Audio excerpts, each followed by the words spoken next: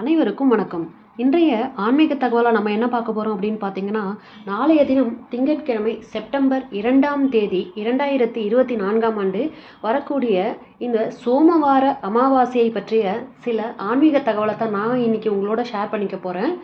குழந்தை பாக்கியம் தரும் அமா சோமவாரம், அரச மரத்தை சுற்றினால் கருப்பை கோளாறு நீங்கும். சந்திரனின் ஆதிக்கம் மிகுந்த அமாவாசையும் அதனுக்குரிய திங்கட்கிழமையும் சேர்ந்த நாளில் அதிகாலையில் அரச மரத்தை வழிபட்டு அதை ஸ்ரீமன் நாராயணனாக பாவித்து 108 முறை வலம் வந்தால் கருப்பை கோளாறுகள் நீங்கி குழந்தை பாக்கியம் கிடைக்கும். மும்மூர்த்திகளின் வடிவம் தான் அரச மரம் அப்படின்னு சொல்லுவாங்க. அரச மரத்தை வணங்குபவர்கள் பாவம் நோய்கள் நீங்கும். அரச மரத்தை 3 முறை வலம் வந்தாங்க அப்படின்னா இஷ்ட சித்திகளும், 5 முறை வலம் வந்தால் வெற்றியும், 9 முறை வலம் வந்தால் புத்திர பாக்கியமும், 11 முறை வலம் வந்தால் சகல பாக்கியங்களும், 108 முறை வலம் வந்தால் அஸ்வமேத யாகம் நடத்திய பலனும் கிடைக்கும் அப்படின்னும் சொல்லப்பட்டிருக்குங்க. அதனால தான் அமாவாசை திதியும் திங்கட்கிழமையும் சேர்ந்து வரும் தினத்தை அமா சோமவாரம் அப்படின்னும் சொல்கிறாங்க. அந்த நாளில் அரச மரத்தை வழிபட்டு வலம் வருதல் சிறப்பு, குழந்தை பாக்கியம் கிடைக்கும். அமாவாசை திங்கட்கிழமையில் வருவது ரொம்ப ரொம்ப விசேஷமானதாக சொல்லப்பட்டு வருது.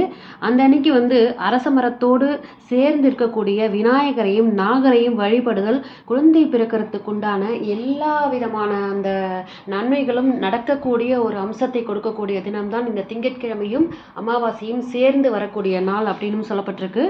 இந்த நாளில் நம்ம அரச மரத்தை சுற்றி வர்றது ரொம்ப ரொம்ப நன்மை பயக்கும் அப்படின்னு சொல்லியிருக்காங்க. அரச மரம் பிரம்மா, சிவன், விஷ்ணு, ருத்ரன் என்னும் மும்மூர்த்திகளின் சொரூபமாக சிறப்பித்து சொல்லுவாங்க. அந்த அரச மரத்தை அமாவாசை திதியும் திங்கட்கிழமையும் சேர்ந்து வர்ற இந்த நாளில் நம்ம வழிபட்டு வலம் வரோம் அப்படின்னா இன்னும் சிறப்பு என்னன்னு பார்த்தீங்கன்னா, அந்த மரங்களுடைய அரசனான அரசுக்கு பிப்பலம் அப்படின்னு ஒரு பேர் இருக்கு. அமாவாசை நாளில் 108 சுற்றுகள் அரச மரத்தை அதிகாலை வேளையில் சுற்றி வலம் வரும் பொழுது அந்த மரத்திலிருந்து வெளியாகும் பிராணவாயுவின் சக்தி ரொம்ப ரொம்ப மிகுந்து இருக்குங்க.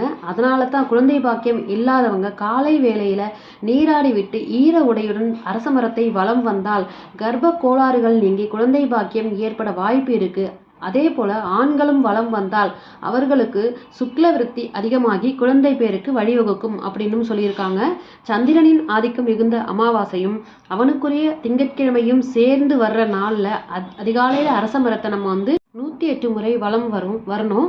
அப்படி வலம் வரும்போது நம்மளோட சக்திக்கு ஏற்ற மாதிரி பழமோ இல்லை வேற ஏதாவது ஒரு பொருளோ மரத்தோட முன்னாடி வச்சு நம்ம சமர்ப்பணம் பண்ணிட்டு ஒரு சுற்றுக்கும் ஒரு பழம் வச்சுட்டு 108 சுற்றுக்கள் முடிந்ததும் அந்த பொருட்களை ஏழைகளுக்கு தானமாக நம்ம கொடுத்துடணும். இந்த மாதிரி விரதம் மேற்கொள்ளும் போது குழந்தை இல்லாத பெண்கள் குழந்தை பாக்கியம், கர்ப்பப்பை கோளாறும் அவங்களுடைய கர்ப்பப்பை கோளாறுகளும் நீங்கிரும் அப்படின்னும் புராணங்களில் சொல்லப்பட்டிருக்கு. அதோடு மட்டும் இல்லாமல் நாளைய தினம் நம்ம அரச மரத்தை சுற்றி வலம் வந்த பிறகு அரிசி, ஊற வைத்த அரிசியுடன் வெல்லம் கலந்து நம்ம அங்கே அரச மரத்திற்கு கிட்ட நம்ம தூவிடணும். அங்கே இருக்கிற உயிரினங்கள், எறும்பு அந்த மாதிரி உயிரினங்கள் அதை சாப்பிடும்போது அதற்கு நம்ம உணவிட்ட மாதிரி அன்னைக்கு.